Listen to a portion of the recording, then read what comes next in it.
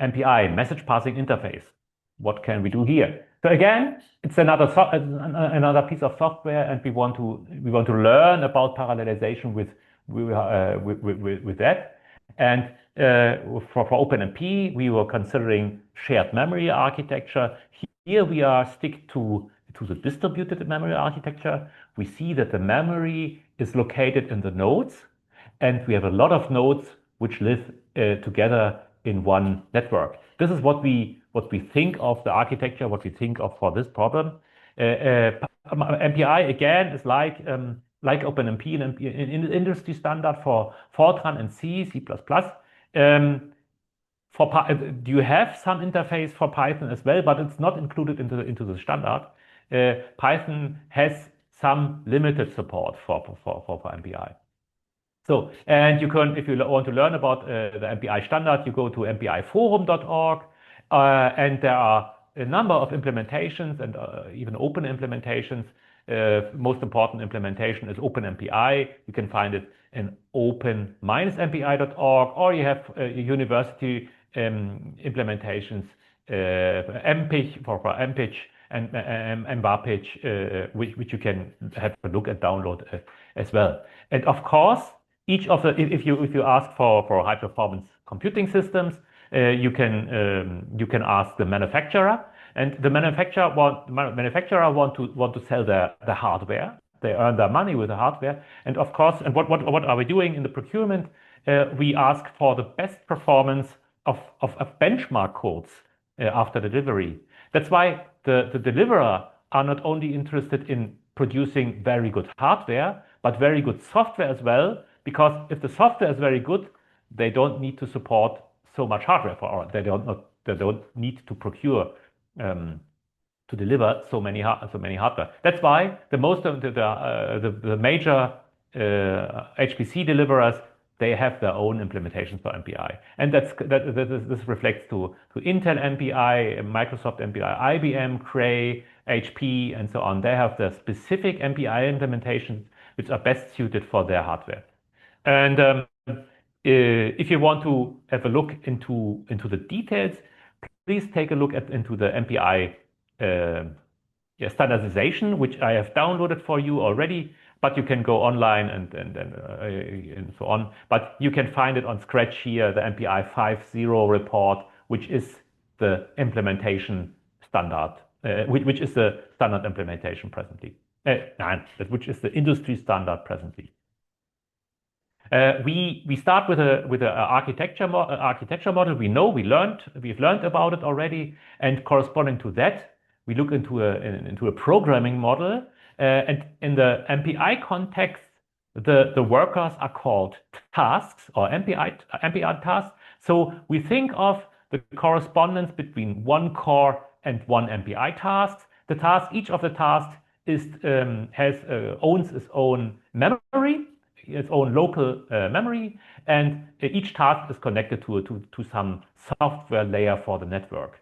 And we know that some tasks and the tasks which live on the same node, they share some memory, but this is not reflected by the programming model. The programming model tells you, well, each of the tasks has a separated memory. We don't see the property that we can define groups here for the nodes. This is forgotten. So here's only private memory. We don't call it private memory, but we can think of private memory. Okay. And the implementation for the MPI library looks like that. On the left-hand side, you see the sequential part, and our sequential code is just compiled with a GCC. In this case, for GNU C compiler. On the right-hand side, the example for MPI, again for the function interfaces, we have an MPI header file to be included, and the compilation works with MPICC. What is MPICC? That's a compiler wrapper. In the end, it's the call to the background compiler. It's a GCC call which is in the back, but some environment variables and some paths to important libraries are delivered.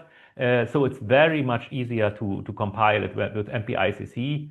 And so the replacement here is for the user, use another compiler, use the MPI compiler. But usually we call it MPI compiler wrapper.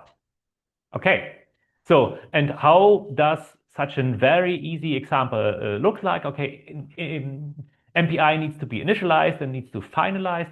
So here in this example, you see the header file, the main function call for MPI, which starts with MPI init and then immediately followed by MPI finalize. And of course, in between, there's our code. Okay, and I have made a printout here, which is wrong. Here, of course, I need to have some print line in between. But what I want to tell you here is that the call or the invocation of the MPI binary needs to be done with some MPI starter. And in the case of SLURM, the MPI starter is as run. You cannot start the MPI code by itself because the number of processes needs to be started, and that's why, on the command line you need to have some MPI starter. There are different ones. For instance, MPI run can be a replacement, and MPI exec is just another name. Think of an MPI starter, and then you will find what you need. Okay. On C, of course, we know that C is case sensitive. The naming scheme is something like MPI underscore, and this applies to the variables and to the function. And for instance, we have a predefined. Here is some video problem, some audio problem. Is a connection problem on my side? I'm not sure. Is some okay? There's somebody who there's different experiences.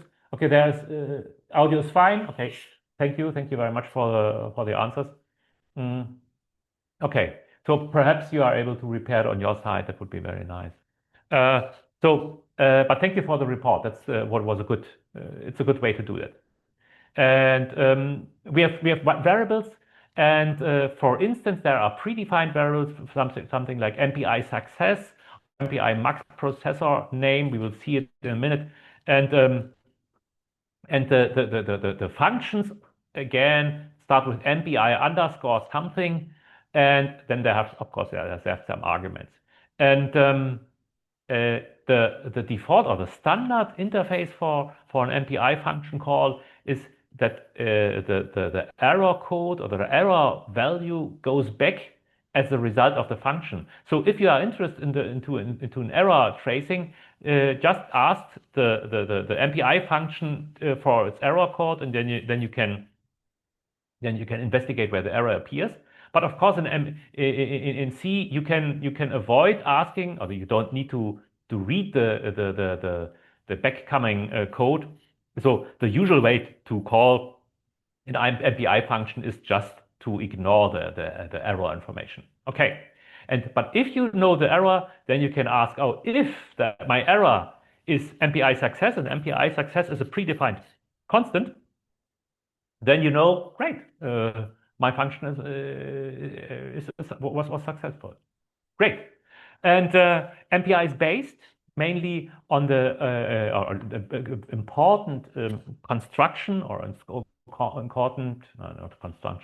important feature of MPI is the MPI handle, and the MPI handles. There's one most important MPI handle. It's the MPI communicator, and this is some kind of, think of the representative for your to collect the information of your parallel group.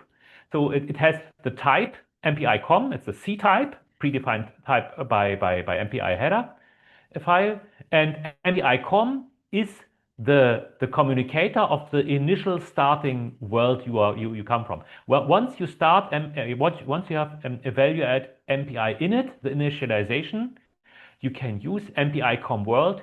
It is given from the initialization, and with this, essentially, almost all of the MPI calls need to know about the present communicator. And evaluate as based on the MPI com world, the central communicator, you can create new communicators. Perhaps we will come to that later. We will see how much time we will have. So as I said, MPI com world is created by MPI by the startup procedure, and you collect in the MPI com world, you collect all tasks you have been given by the system. And essentially, this is the general, of course, the general programming model. But for MPI, it's not an arbitrary network software. It's the MPI library, which is the software. And the group of threads is the MPI com world. So, and for instance, one property of the tasks is that they have numbers. They have, when we call the numbers of the tasks, they have the name. They are ranks. They are numbered, and the rank number goes from 0 to the number of threads, to the number of tasks. And via the handle, you can access to the group of tasks. And so in a way, the handle is some kind of mathematical set you can create. Yeah, and you can create a subset, for instance, of your communicators and so on. You can go on and add features. So, and one issue for the world communicator or for our group of tasks is to answer the question, how many tasks are in the group, and what is my personal ID? Okay, how many tasks are in the group? That's MPI com size, and to learn how to do it, you need to look into the standard. And okay, with OpenMP, the standard was kind of nice to have, and the standard, I might have a look into the standard. The business MPI is a little bit harder because you easily can make errors if you are not really follow line or piece by piece by the standard. Finally, you end up looking into the standard quite often. So you need to be aware of the standard, and you need to be able to read the standard, because otherwise you will have syntax errors lots and lots. And that's why I've made a printout or a section here is from the standard. If you look into the PDF, and you see some interesting sections. And the first section on top is the general interface. It's kind of general written and is described. The first argument is called com. It's a communicator, and usually it's MPI com world, the communicator. And the outcoming variable is size, and this the number of processes in the group. Great. This is what we have expected. But this is just the explanation of what happens there. The more interesting, or the second interesting line is for us the C interface. And the C interface tells us it's a function which gives back an integer. This is the error value. And the first argument is of the type MPI com. It's just a communicator type. And the second argument is a pointer to integer. So, which means you need to follow this, because I mean, this is if you know how to program C, you know why it is a pointer. I'm not going to explain it now. But if you just give as a second argument an integer, you will not get the right answer. You need to be aware it's the pointer of integer. So that's why just read the manual. It's so important.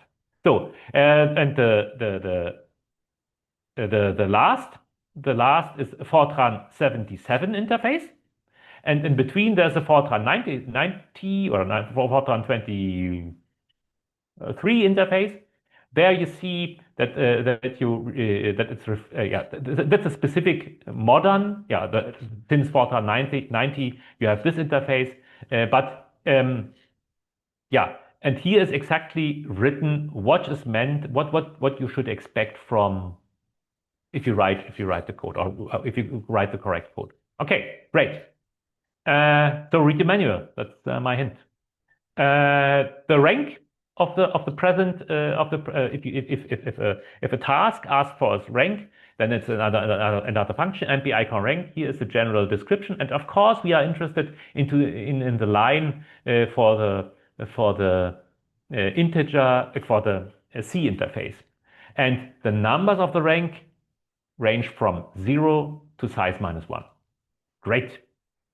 How does it look like in our code? And in our code, it's we install, also we declare two integer variables for size and rank. The first call is for MPI size, MPI rank, and then we see that the second argument is a pointer. Because of the ampersand, it is the pointer to the integer variable size. So, and this is, yeah, otherwise it is not working. Great. So finalize, okay, closing MPI, it's usually done by finalize, but of course you can interrupt your code with MPI abort, and this can be done by any task, any one single task can interrupt the complete program. Okay, and this is hello world, and we can try to implement that.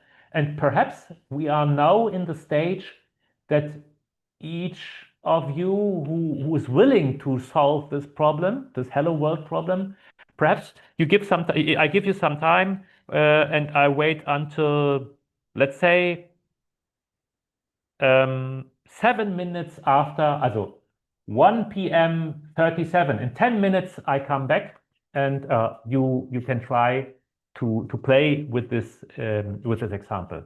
And don't hesitate, you can ask me. And you can ask me in the chat, and you can ask me switching on your mic. Let's go on. So communication. MPI is message passing, so communication is all we talk about. And communication is separated into different, also we see that communication is point-to-point communication, where where communication pairs involved, two tasks, but there are collective communication as well, and finally one-sided communication. So we start with the simplest case: two guys talk to each other. And so that's why I skip all the other tasks. I just assume we have two tasks available, the tasks of index 0 and index 1. Each of them has their own memory, and they are connected to the library. And now, what is an MPI message? An MPI message is a space in memory. It's just a usually contiguous space in memory, and attached with some meta information. And one information is the type of data which is included into the vector. And for this example, I have chosen an integer, a vector of integers. So we have some metadata, and we have the content of the data. And the data is located in the memory of task 0. Then it's transferred with some MPI function to the MPI library. And then the MPI library brings the message back to the memory of the other task. This is essentially what's all about the communication is. And we need to tell the MPI functions, okay, which MPI or which data type is transferred. And that's why there are corresponding MPI types for the standard C types and for Fortran as well. For character, integer, float, and double precision float variables, there are the MPI data types, and you tell the MPI function, in a second we will see that, which kind of a type you are presenting the MPI. So the correspondence between the C intrinsic types and the MPI data types is there. Okay. And oh yeah, here is the distinguishing between point-to-point, collective, and one-sided communication. Too late. And here again, we have one sender and one receiver. Just another picture for that. And we will find now MPI functions. I will show you these, and these have different properties, and you can think of having the properties are local properties. If you call a function on task 0 on rank 0, on task with a rank 0, then these functions tell you something about the properties on my own rank, and you might think, and these are the local properties, and you can learn with MPI functions about properties on the remote task. And these are the remote modes. So we have some kind of synchronization sometimes. So you need to be aware there are kind of different business. You need to distinguish between local and remote properties. Okay, let's start. The simplest way is to communicate from task 0 to task 1. And we have an array A and B, arrays A and B's. And on task with rank 0, we call MPI send. On task with rank 1, we call MPI receive. And what is visible here? We have the C array with the data. The data is contained here, the length of the vector. And here we need to mention, okay, this is MPI double. Also we have from C we get arrays of the type double, and this is told, we tell this MPI this way. Then this is the target, the remote rank means if we are sitting on rank 0, we send to rank 1. That's why here is a 1. And if we are sitting on rank 1, we are receiving from rank 0. That's why this is the 0. Then there's a security tag to find errors. So it's just a tag. And as always, we have to give him the MPI world communicator. And finally, MPI receive gives some status back. You can ask for, oh, what's the meta information about this transfer? We will see it in a second.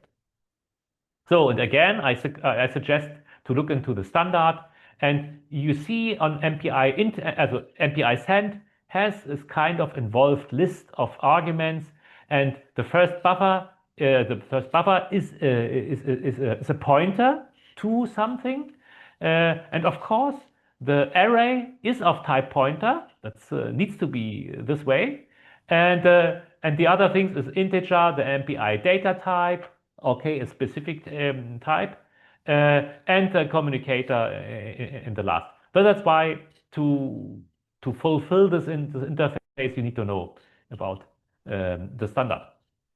So, and how can be such a communication successful? The array, so the buffer, the buffers A and B need to be long enough. There should be enough data in it to send, and of course the types should agree. And yeah, okay, I have described that. And of course, the communicators needs to be the same, and so on. And so the tag needs to be the same, and the message types. Okay, this is essentially what you expect. So, and of course, the tag. Sometimes you don't look for errors in your code. You can just use MPI any tag and then forget about the tag. The receive function can define the source rank, which was 0 in our case, but we can MPI any course. We can say just take whatever you get, receive it from somewhere. But again, these wildcards open the door for making errors. And here's the interface for receive. And here the first interesting thing here is some remote information already. So if you you should take care of the time when receive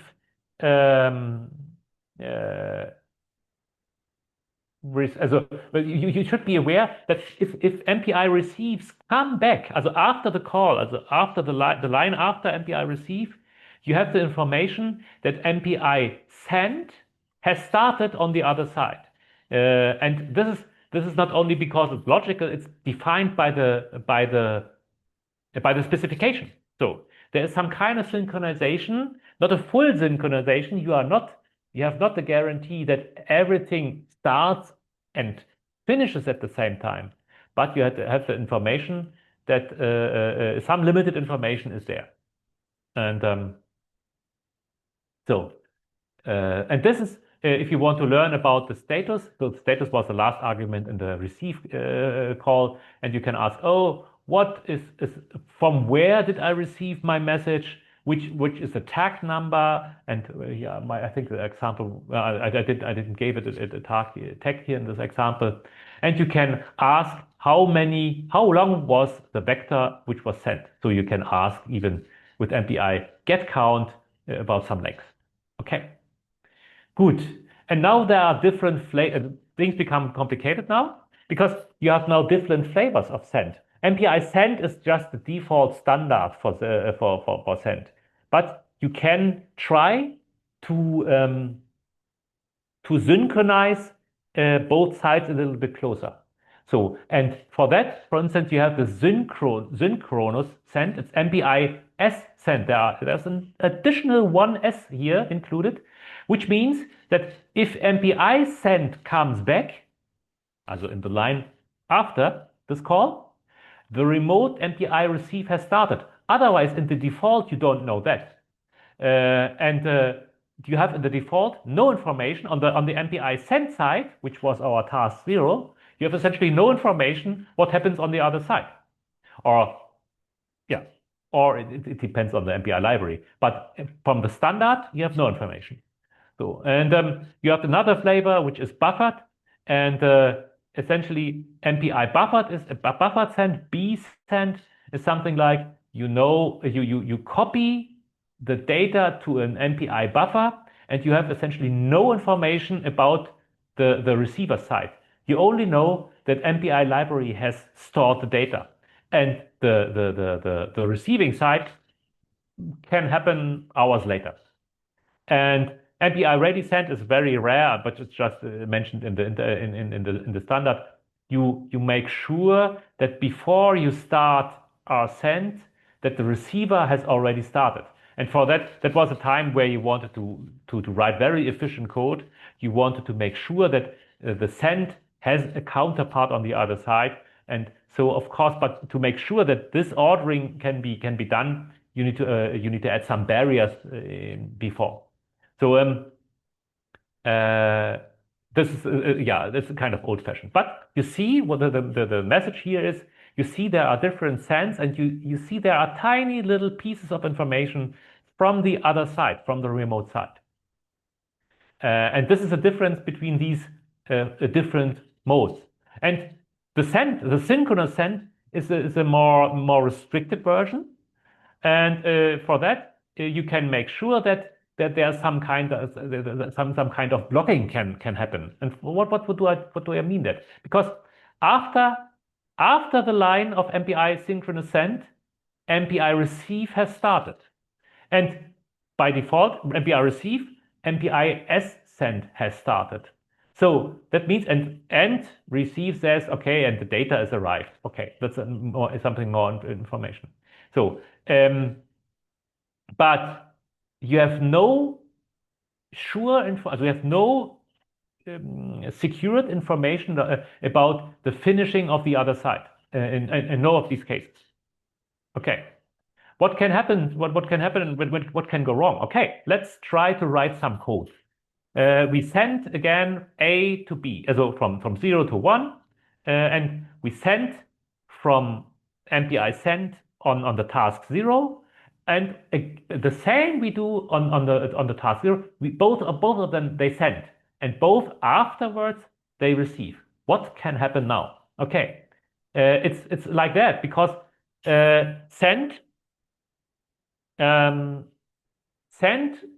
wants to come into the next line, which means because it's synchronous send, it is clear that the corresponding receiver has started already, which means we want to come to the second line, and the one precondition is that the receiver on the right hand side has started. So which means we want to leave the first line, which the precondition is that the second line has started already, and the same applies on the right hand side. To come to the second line, we need to be already in the second line, which means both of these calls cannot finish because the corresponding receive has not started, which means by definition of the standard, both of these, also this code is not running. It's a deadlock. Both ranks will stop or will just wait in this call, in this line, and will never end. You have to stop your code because it's just not doing the work. So why can this happen for the standard MPI send? Yes, this can happen, but it's not clear that this happened because MPI standard send is not defined which of the different flavors it is. Usually MPI send is the synchronous send, but it's implementation dependent. To make sure that here a deadlock happens, you need to apply the synchronous send. So what is one solution? Okay, yeah, you just need to turn the direction here. On the left-hand side, you make the ordering send and then receive, and on the other side, receive and send. Problem solved. Great. And what can we see here? This example is just okay. What's the exact timing? We have two print statements, before and after the send, and before and after receive. And what is the output? The output is okay. At first, we see the zeros, also T1 and T0, C zeros, and of course the ordering is unclear. We have learned that already. And then the message is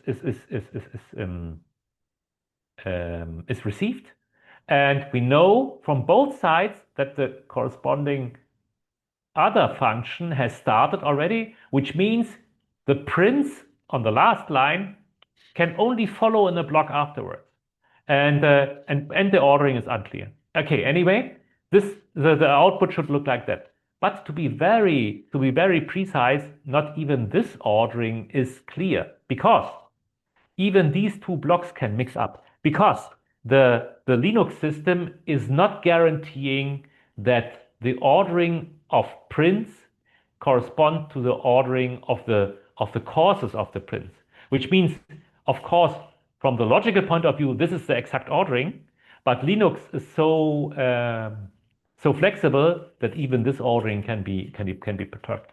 Okay. What happens here? So this is the ping pong benchmark we want to go to. We target now. We just I have introduced you the idea of ping pong benchmarks. One message goes from left to the right and from the right to the left, and this is repeated sometimes that we can measure something. Okay, and another interesting benchmark, we don't go into the details by today, is the ring benchmark, and here it's not two tasks which talk to each other. Here's a number of tasks, and for instance, you can send some data in a ring and turn information into the circle. It's a little bit more complicated. So if you are interested to do that, feel free to try to solve such a nice problem. Today we will not deal with the ring. And again, like for OpenMP, we have some timing functions for convenience with MPI. So MPI, just an example, would look like start MPI wall clock time, and after the code wall clock time is measured again, and the difference is the time in seconds. So, and then in the next step will be the ping pong benchmark. I have given you hopefully the example to the file system, where you can start based on my sequential code. You can implement some communication routines, and then finally you will see the ping pong benchmark for Otus.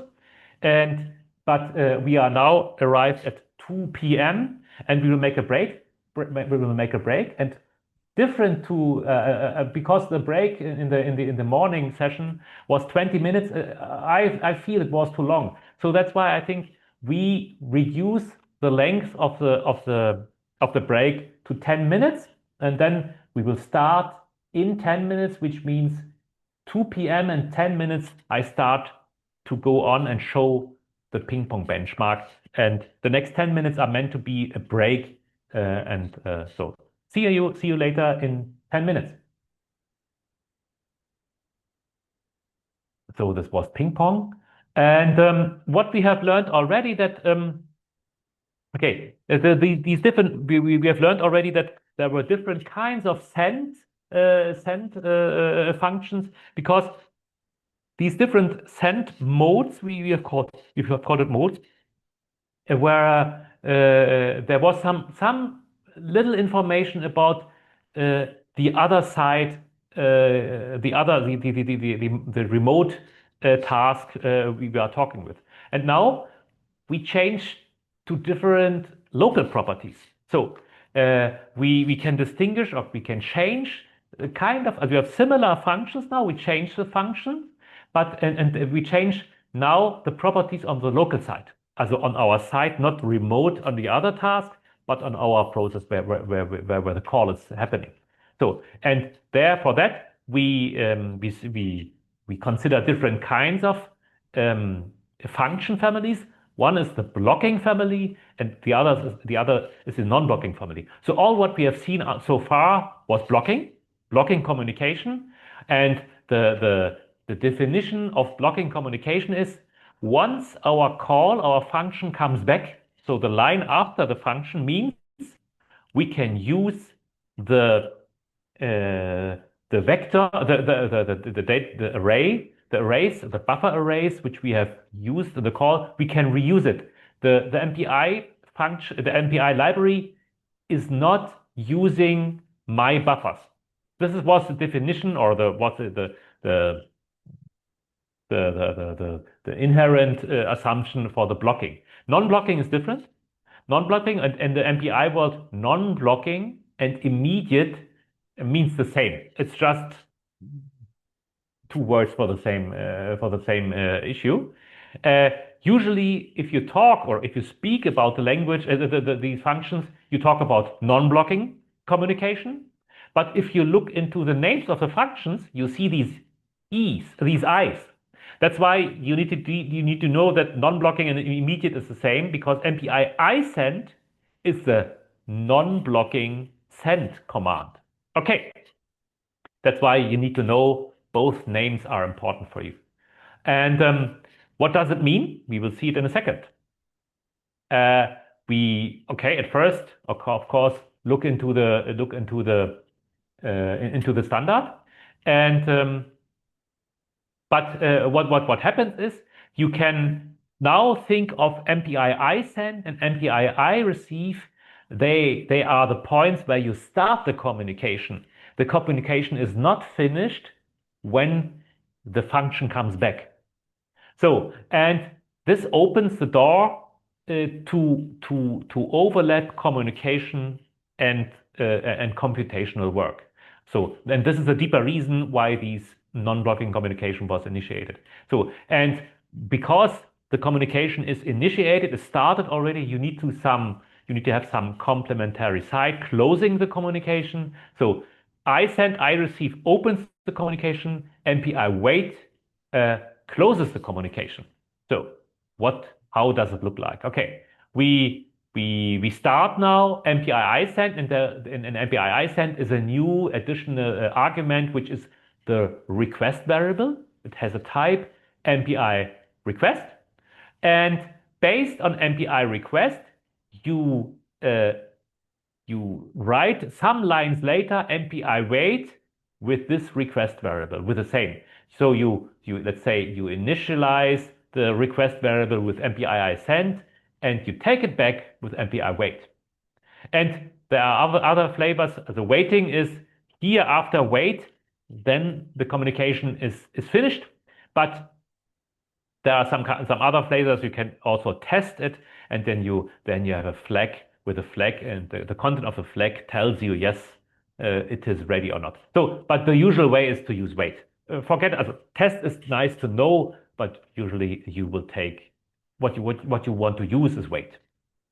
And an example would be like that. You have the request variable, you write MPI ISend with a receive argument, and then some later MPI wait with the receive argument. On the other side, on the other target, again, you have a request variable, and you can write the receive, the IReceive, and the wait. Great. This will work. And of course, because this blocking and non-blocking, or as I said, immediate, this is an information which is local.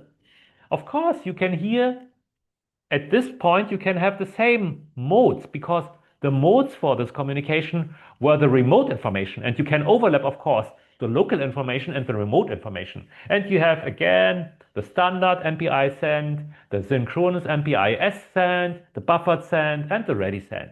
There are these four flavors, again, can be there. And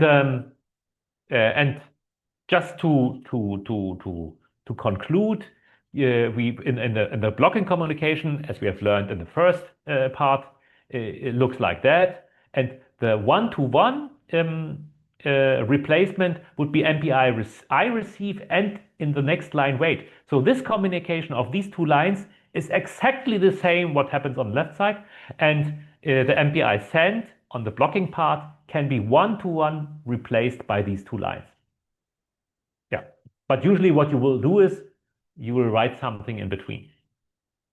Okay, and of course you can now have a number of lists, a number of I sends, a number of I receives, and then you can evaluate the whole list of requests. And not only wait, as for one communication we had MPI wait, and now you can have MPI wait any, MPI wait all, MPI wait some, and so then it figures out. You learn, okay, which of my communication is already ended, and if all are ended, you take MPI wait all, and this MPI wait all will be the standard which you will use in your code.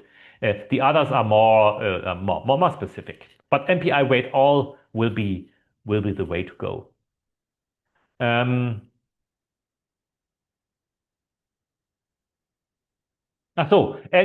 you can mix blocking and non-blocking on the send on the receiver side. So, for instance, if you want to solve the problem with a deadlock we have learned earlier for ping pong, then you can initiate an immediate receive, then a blocking send, and then a wait, which corresponds to the immediate receive, and this will solve the problem as well. So the solution for our ping pong benchmark, where we had to interchange the ordering of receiver and sender, can be avoided here. This is a joint code.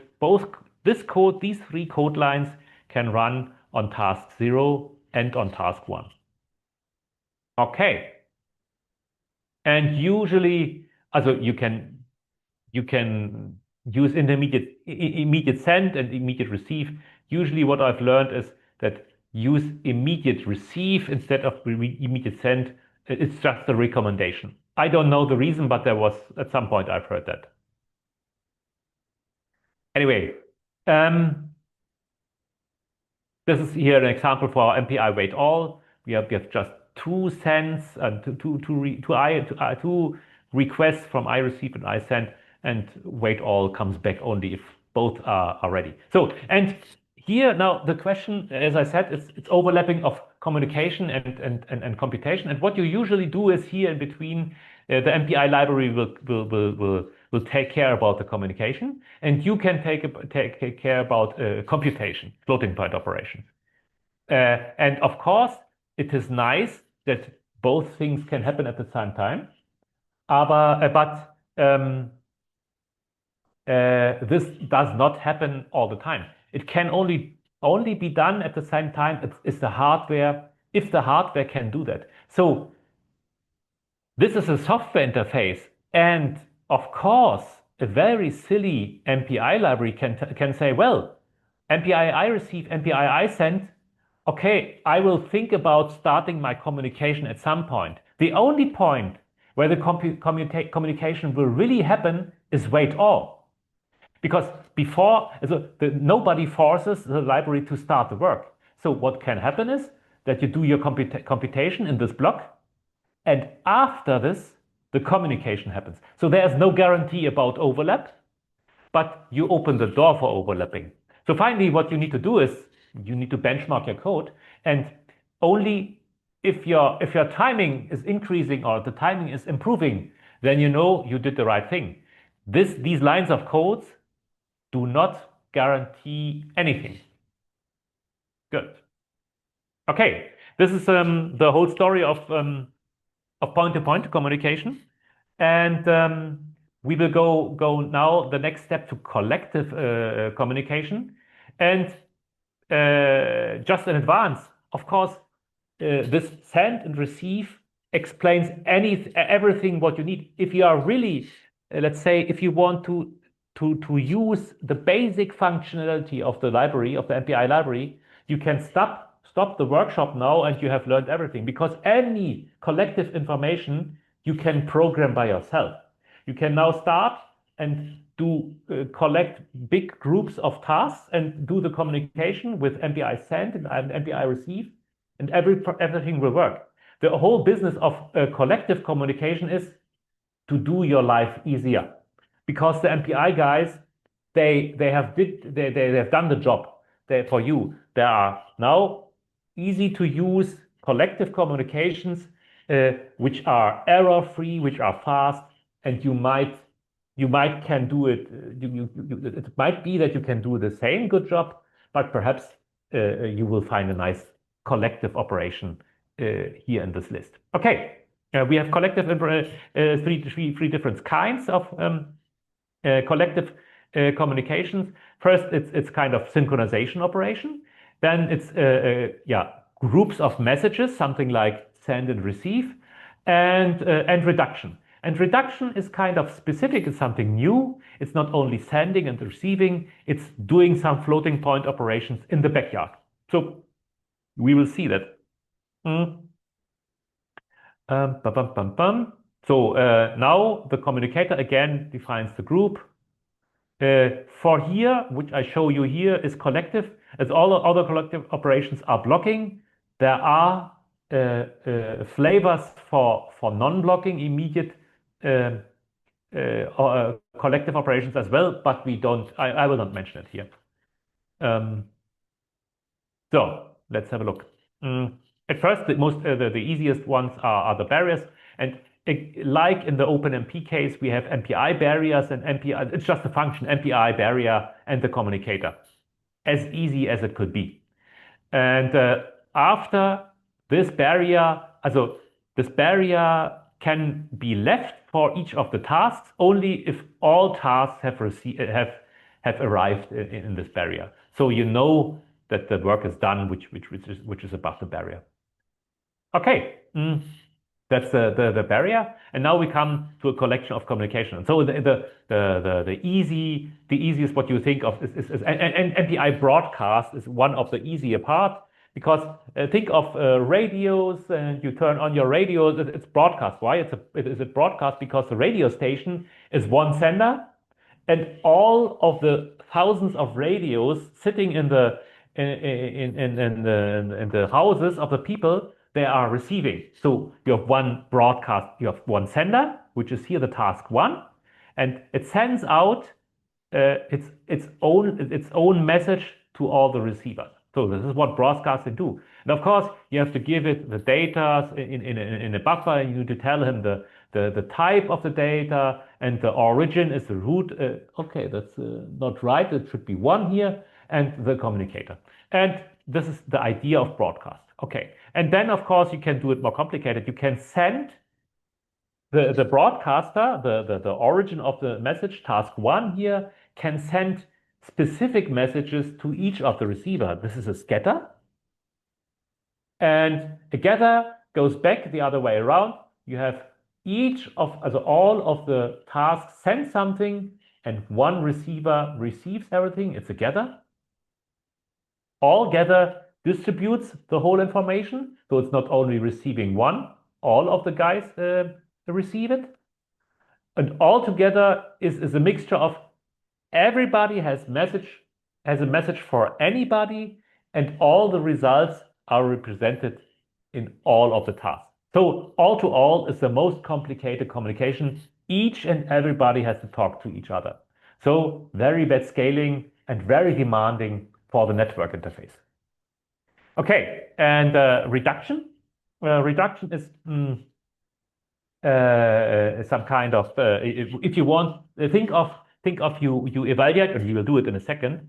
Think of evaluating a vector, and you want to consider the norm, the sum of the entries in the vector. And for that, you can, and if the vector is distributed to all of my tasks, I want to evaluate the sum of the values which are sitting on the different tasks. And for that, we have MPI functions, and we give them the operator MPI sum, and then the MPI library evaluates the sum for us. And how does this look like? It's a MPI reduce function.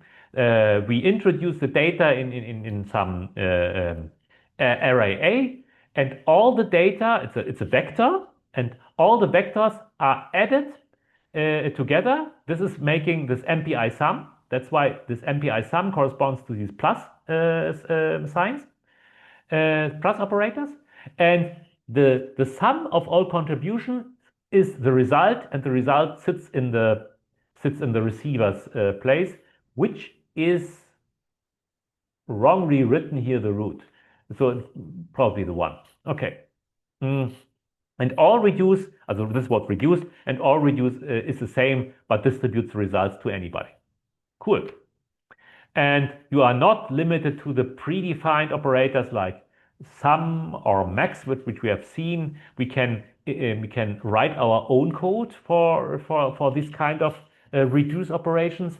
And for that, we have to write our C function, and the C function then needs to do something like sitting in between. It's an operator making two operands create a result. This is the structure of the operator.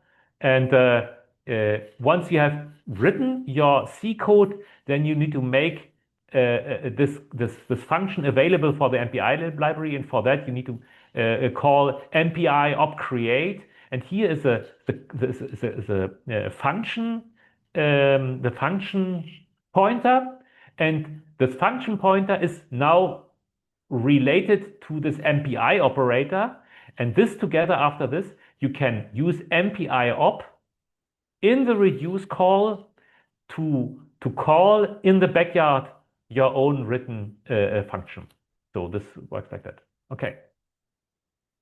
And how we will see this in our next example. And for our next example, we look at, or we think of an array, of a very big array.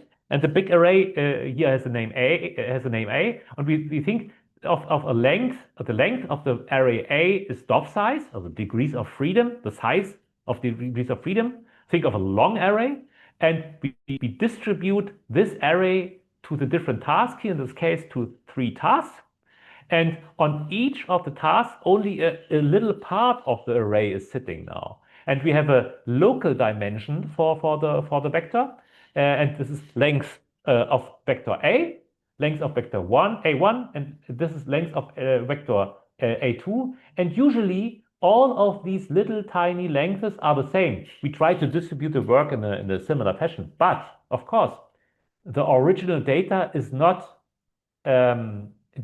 might not be dividable by 3. So not all the lengths can be the same, not exactly the same. And that's why at least one of these guys has a different length. There is perhaps one element more, or one element below. So the length is similar, but not the same. So, and we call it the local dov size, or the X dov size. And how do we write it in our code? So if you think of the sequential code, we see we have some malloc statement for our A array, our double array. And for the moment, I write it a little bit more complicated. I write, okay, my standard, also my start for my index on my array A is 0. So the X begin is 0. That's my first index. And my last index is dov size, or to be exact, the index after the last is dov size. So that's why I can write my for loop from I to dov size, and this is the complete evaluation of this loop. So, but all I want to say is that my index runs from 0 to dov size. And here I've made some example a times a just to do something. So how do I write it locally on my MPI task? And on my MPI task, I want to have now only a separation, a very tiny part of my array. And my array is now, I do a malloc for x dov size, so it's just the local length. And the local length is defined by the difference between my end index and my start index. And my start index is the complete dov size divided by the number of ranks. This is just the length of my work, and I multiply it with rank to find my entry point of my index part of my global index part, and the end is almost the same, but I go to the next, also before the next rank. So this is the starting index and this is my end index. And as I have learned already, the very last piece, the very last rank task, the very last task with the last rank, he has a different length, a different ending. The ending is really the last, the dov size. So that's a global index end. So, and I have written it here in a not correct fashion because I want you to replace this rank as the last index. So because then you have something to do. And this is a local dov size. Oh, dov size. It's dov size. It's an error. And now my local loop evaluation goes from 0 to the local dov size, and the global index now is my beginning index plus I, and I is from 0 to the x dov size. Also this is my first index, x begin plus I, and because it was I times I, here this is the global, this is the replacement. Okay, so this is the local evaluation of this distribution. So, and for that, I have now offered you the DAX-P, which we have used earlier for OpenMP already.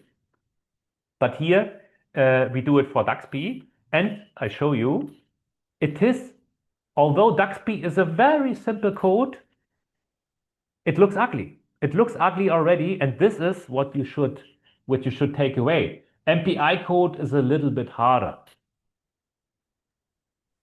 Matthias? Yeah. I have a short question about wrong results during parallelization of the code. So sometimes with many MPI processes, it is somehow, let's say, not easy to detect where is wrong. So do you have any tricks for the participants and also for me to detect some possible errors, if the result is wrong, or just compare the result with respect to the serial code? Or do you have anything more to talk about it? So it's a good question, but I think it's complicated. Also in the end, it's very complicated. But of course, we know that the examples we see here today are very simple play examples, and they are not, research codes are much more complicated. That's why the business, of course, differs. And there is a big there's a big business of monitoring tools for parallel codes. So we know that we know what a debugger is, and a debugger, of course, is available for sequential code. But there's a whole business of parallel debuggers. So the starting point is debugging at first that your code runs in a correct fashion, that you don't have memory errors. So the first issue is, of course, to find a memory segmentation fault or something like that. So there's a whole business of complete for the parallel code development, parallel debugger. That's one issue. And then for that, you have to sometimes, or in our case, in Berlin, you have to pay license money. You have to ask your support team at Paderborn, at Göttingen, or in Berlin, what are the debuggers and how can I use it? And then there is performance measurement, parallel performance measurement. There are tools to, again, these are commercial tools.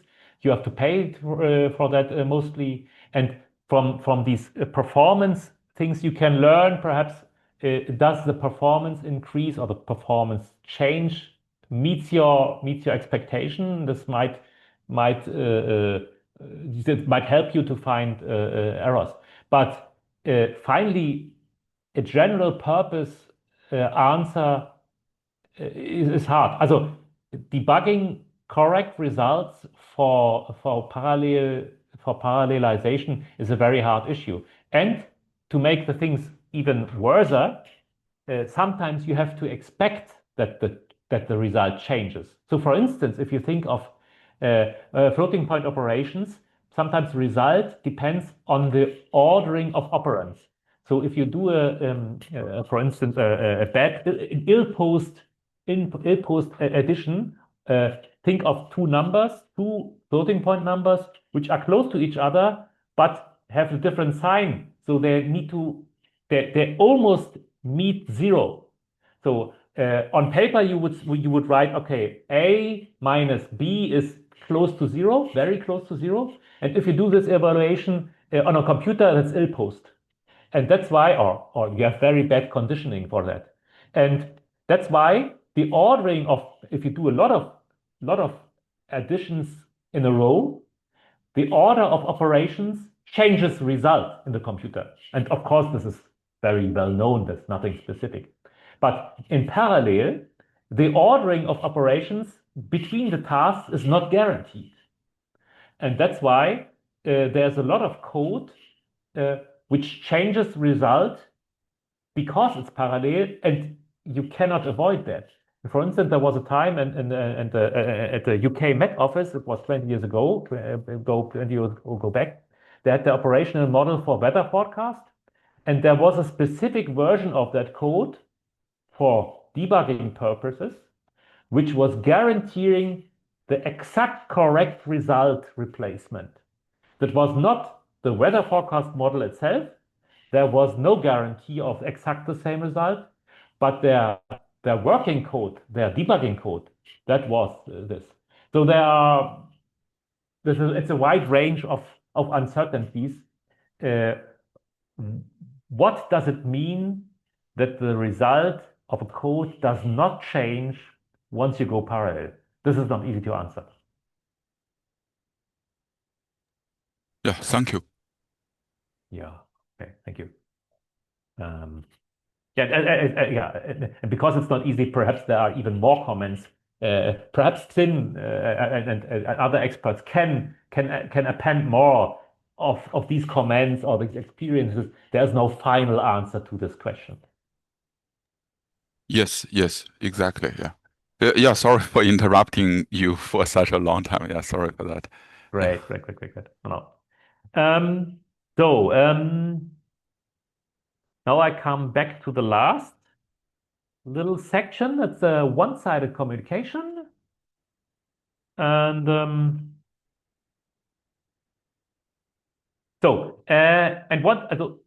one-sided communication. Okay, why?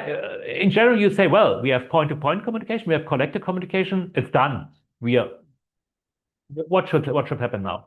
And in fact, what we are experiencing here is that MPI has a long history of software development, and MPI, the massive parallel programming interfaces started in the 1990s. So we now look back to a history of 30 years of code development, and that's why there are different solutions for the same thing. And for instance, and this one-sided communication, there was a need because all what we were talking about today was, yes, we were send and receive, and send and receive, there were always pairs. We need to do it right, correct, or we need to do it right on both sides of the communication. And that was kind of annoying, and that's why I don't know, perhaps 15 years ago, the one-sided communication came into the game, and this means we are not correctly. We don't have to find our pairs in our codes very exactly, and it is enough to invoke the communication on one side. And this has the advantage that you don't need to care about your code so exact, but has the drawback that you might install nice errors into your code because you don't think so much about your code. So there are pros and cons, and but in the end, it turns out there was a need for one-sided communication, and the workflow is like that. You initialize the pairs, and you need to know how somehow what's the pairs of communication, and then once it's initialized, you have a very easy game starting an access epoch and ending an access epoch, and between these start and end points, you can essentially careless throw out data somewhere, and it will arrive. So the easy part of the game is the point 3 data exchange, and the somehow more difficult way is the initializing thing. But anyway, it's a nice approach. So okay, and how does it work? You need to initialize somehow a window. The window is a place where the data arrives, and that's why MPI window was invented. An MPI window is of the type MPI win. Here my name is my win, and I create the window with a call something like MPI win create. There are different flavors of that, of course. I'll give just one example. So I create my window, and this is here giving the pointer to my window, and this creates my window. And what happens here exactly? I connect the MPI window with a C array which I have created earlier. So a win is a C array which need to be there, which need to exist. This pointer needs to exist, and then this call to MPI tells MPI, well, I have a C array, and the C array is now connected to this MPI window. And later on, I only talk to MPI window, and in the back, the MPI library knows where the A window it can be found. And in the end, because window creation needs to find a closing and finalization for the window, then there's MPI win free. Okay. And to see this in real world, we need to win create is here. Okay, here is the window. Here is the byte number of the window. Displacement, let's say displacement is here the length of the entries, and something more. Now, this is a nice example where you really need to learn or need to read the MPI standard PDF, because this is an example. The MPI window create it's not the length of the array. It's the number of bytes which are sitting in the array. So if you do it, and the usual way to do it wrong is, here's my window, it's a double window, and in my double window let's say there are 10 double numbers, but the byte number for 10 double numbers is 80. So if you now here write in your call 10, you just have wrong results. You need to write 80 here. The byte number is 80. So, and this is an example where you really have to read the specification of MPI win create. Otherwise, you are lost. And yes, and then of course you can ask for the properties of the windows, and you can call. You have calls where you can ask, oh yeah, is my window call created? Has it the correct size, and so on. So you can ask after you have created, you can debug and look. Okay, this is the properties of my windows.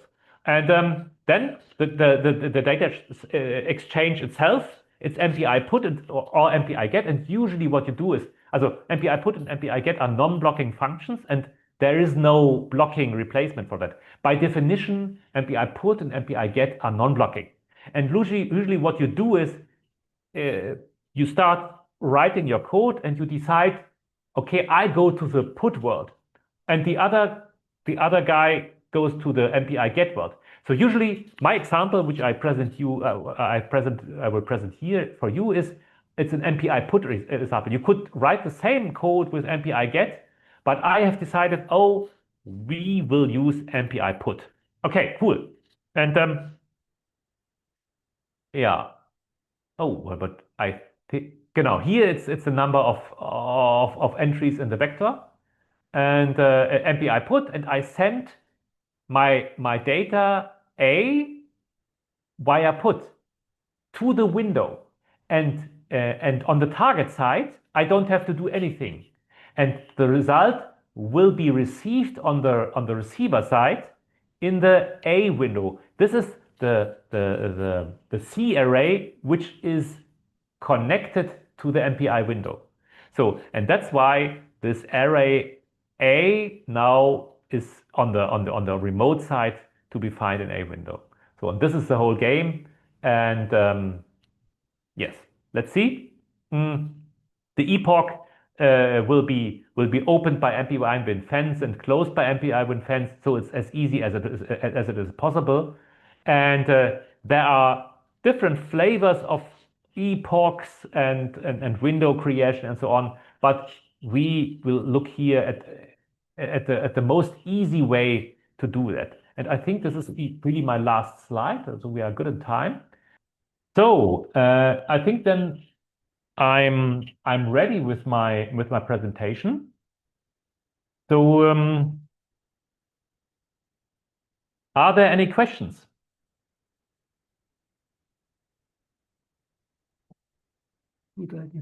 So there's a question. Is it a good idea to combine MPI and OpenMP parallelization? And if so, is there some rule of thumb on how the cores should be distributed between the two? Also the answer is yes, it is a good idea. The reason is that, also depending on the properties of your code and the scaling of parallelization. Usually, what you would, from the programmer's point of view, you would say, well, MPI is the more general, because with OpenMP you are limited to a shared memory to one node of Otos, and we know Otos has 600 nodes. You will not do this with OpenMP. That's clear. So, but with MPI you can parallelize all of Otos nodes. The problem is that if you go back to the Linux area, on the Linux scale, a process, also the realization of MPI is based on processes. So for each MPI task, one process is invoked by the Linux system, and the Linux system knows, for parallelization, knows the processes, and each process can spawn Linux threads. And the Linux threads are much sparser, they are much more flexible, and the communication between threads is lightweight, let's say. So, and that's why if you come into scaling property into scaling problems, you come into scaling problems if the number of processes is too large. The Linux system is not made to make a lot of processes work in the same way, because Linux is an operation system and was not created for high performance computing. And Linux has a dynamic scheduler and schedules the work to all the processes which are there. And it's not a perfect scheduling to a huge number of processes. And it can happen, and this is what you experience, that some of the processes are ready and other processes are waiting for a very long time. So you have a hard job for equal distribution of your work to the processes, just because Linux is not doing it in the right way. There's a lot of dynamics in between, and that's why you are limited. And this is the reason why you try to reduce the number of processes for Linux as far as possible. And so, as a rule of thumb, I think, yeah, a low number of processes is the best for Linux. So if you think of an Otus node, I think usually you don't want to invoke more than 10 or 20 processes. The rest should be threads. Because if you invoke 129 processes, that's already a hard job for Linux. Also, your code will run, your code will finish, and the results will be ready. That will be correct, there's no doubt. But you have imbalances between the different nodes. And this is a deep reason you try to go to threads. And that's why you need to concentrate on OpenMP if you are thinking on node-wise parallelization. And this is kind of the idea that you need to combine everything. Both MPI and OpenMP need to be combined.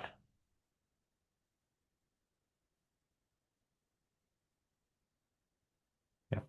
Please, also, you can ask, you can open your mic if you like, and you can ask directly. Okay. Yes, okay. Thank you for the comments here. There's another question. What is the difference between nodes, processes, and threads? Good question. So the node is the replacement for a shared memory system. Think of your office PC, your office computer, or your laptop is one node. Yeah, because on one node, on one office laptop, one Linux is running, and this is one Otus node is one, let's say, one big laptop. Because on one Otus node, you have one Linux system, and essentially you work like on your Linux laptop. So, and then on one node, you have one Linux system, and the Linux system holds or contains processes and threads, and the processes are the major containers for work in Linux, and each process can create a number of threads. Also, the threads live inside the processes. So that's why a node is a hardware piece where one Linux system runs. On one Linux system, you have a number of processes, and inside the processes, you have the threads. Okay. What's your opinion in using Kokkos for shared interface instead of writing code? Okay, I think, okay, this is a question for tomorrow. And probably Sin is the right way, right person to answer. Yeah, just 2 cents from my side. I think using Kokkos, as a shared interface is a good approach if you want to do development on running on different architectures, for example, CPU, GPU, NVIDIA GPU, AMD GPU. It makes your life much more easier. But please note, Kokkos is not a standard like MPI or OpenMP, and sooner or later it may not be portable. And also for achieving the best performance, sometimes you may have to use, let's say, other solutions. This is my personal opinion. And fortunately, tomorrow, I'm going to show you OpenMP as a portable solution, not only for CPU, as Matthias demonstrated today. I think today you are fully convinced OpenMP is a cool solution for CPU multithreading. And OpenMP is also a cool solution for GPU programming.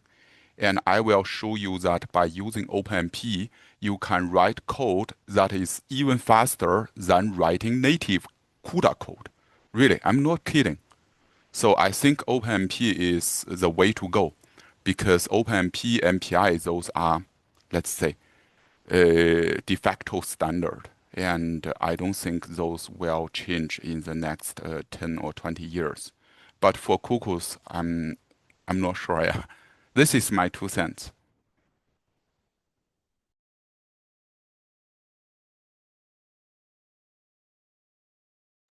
Thank you, Xin. Thank you for the comment. So there is the next question. To be honest, I don't understand it so well. Maximum value of a specific vector over a specific thread. Okay. Okay, I don't. Probably there's a good reason to answer this, to ask this question. Perhaps I answer a question. Perhaps it's the right. I answer. Let's say, in Linux, in C, you have if you malloc a C array, and the Fortran applies the same. But you have the maximum length of a malloc statement because the malloc function is needs to take the length with an integer type size t. So, and the integer type size t has some limitation in the maximum value of just the maximum that has some largest number of integer. So what you can do is with malloc, you can ask for a maximum vector of something like 4 gigabyte. I think 4 gigabyte is the longest vector I can ask within one malloc vector. And so far, I don't think this changes in the threads. Also, if you ask, also each of the thread can ask for a 4 gigabyte vector, and altogether, of course, it's much more than one figure for 4 gigabyte. But finally, you need to write your program in a way that a vector can only have 4 gigabytes in one array. So I hope this touches somehow your question, but I don't know.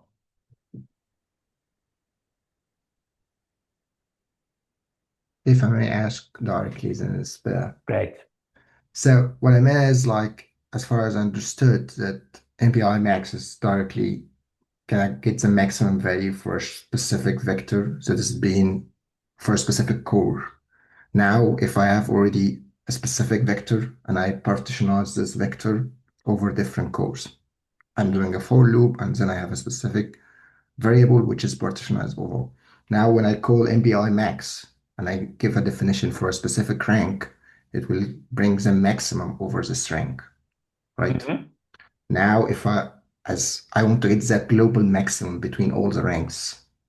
So is there a way to call the global max for this partition vector over all the cores or all over the ranks, or I have to do it like a for loop inside a for loop over the whole ranks? There's no predefined way to do it. Also, now I understand the question. There's no predefined way to do it. You need to implement this global max function by yourself somehow. And one way is to evaluate the maximum on each task, and then comparing with MPI max these different numbers per task. So because MPI max is just comparing single numbers to each other. But so this is what you can compare out of the box. But of course, as I have described, you can create your own personal function, and the function can compare, of course, maxes, and you need to write it by yourself, maxes of a vector. And if you write that, and this is your task to do, then you can create your own operator, some kind of my personal max. And if you include this my personal max to the reduce statement, then you should be able to find the max of a lot of vectors. But you have to do the job. You need to create the specific operator. This would be my approach to think of it. I hope this touches your question. Yeah, thank you. I just thought there is a predefined function that someone can use directly, but I get the point. Thanks. Yeah. Okay, thank you. Also, I'm not aware of that, but please write in the standard and read in the standard. Okay, thank you for the answer. I'll into the books.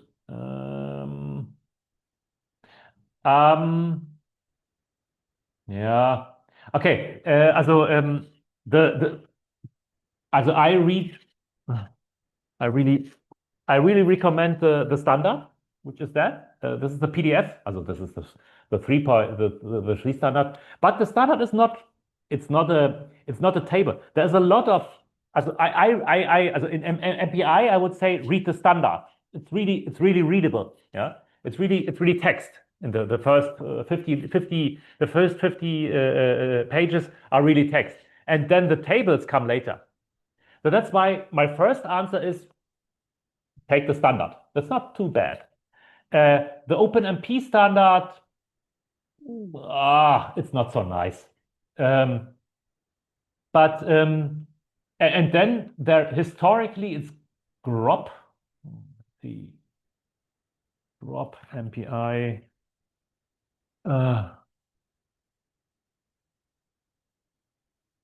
Where it is.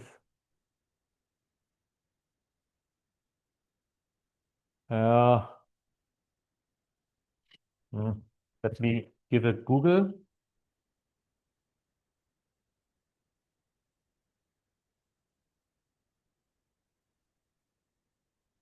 Yeah, Gropp, William Gropp. So this is the classical book, very old. But this is the origin. This is the first very old. And there's a second. Also using MPI2 came later, and of course. Oh, where it is? Hager, Wellei. Our colleagues from Erlangen. Hager, Wellei. Yes, here. Copy. And this is a nice book as well. It's written from the application scientist's view. It's not specific MPI as far as I remember, but it is very good. I like that book. Okay. Are there more questions? I have one question. Again, regarding like the interplay between MPI and OpenMP. So how much does SLURM take care of the shared memory aspect and the like specific architecture of the cluster regarding which CPU or which thread gets allocated to which CPU? SLURM cares, and depends on the installation. And obviously, Otos or the guys in Otos made a good job. So the placement. Also the issue is that you want to have a very good control about the placement on the nodes. I've mentioned the NUMA property, non-uniform memory access. So you want to have a good control that your threads and your tasks are really placed on the right cores on the node, and this is done. My experience on Otos was very good. They made a good job, but you need to control that at least. and you can control this with SLURM features. And if you look into my scripts, you see there are some, let's see, I can show you that. Yes. I didn't talk too much today about it, but in the scripts, you can see that I had to think about it. So if you see my slide here, or my script, you see that this is a call. srun is from SLURM. I ask for one node and one task, and then I tell him, well, please make CPU binding to cores. And even in the single node case, in single core case, this is interesting because you want to sit the task on one core only. You don't want allow Linux to change the core. And the default way, the default behavior of Linux is dynamically moving the processes. The processes change the cores in time, and you want to avoid it. And that's why you can ask SLURM to control this placement. And one option here in this case, in the setup for autos, I found that this was a good solution. That depends on the installation process, how the different people did that. And that's why that's another issue. Some more slides for which I would explain to you how you do the placement. Also the keywords for that is placement or pinning. Both names are the same. So pinning and placement, and they reflect, these words reflect, if you Google, they reflect the hard placement of processes, of threads to specific cores. And as stronger the placement, as better. Yeah. And this is, I mean, Linux is not made for high performance computing. The usual application for Linux is server tasks. And server tasks is usually you have a bunch of different requests for the Linux server, and the Linux people want to have lots of dynamics to support various changes in workload. This is experience for Linux developers. But HPC developers, we know we are all alone on our Linux node. And we know exactly I can use everything. And I want to do it in a very predefined, not dynamic way. And that's why the pinning and placement is the adapting process of HPC developers. We make something a little bit, we make things a little bit different than the usual server developers. And this is the different approach. We love our pinning and our placement, and the Linux guys prefer the dynamic scheduling. So SLURM is one way to do it, one very good way to do it, but you can do it in different flavors. Thank you.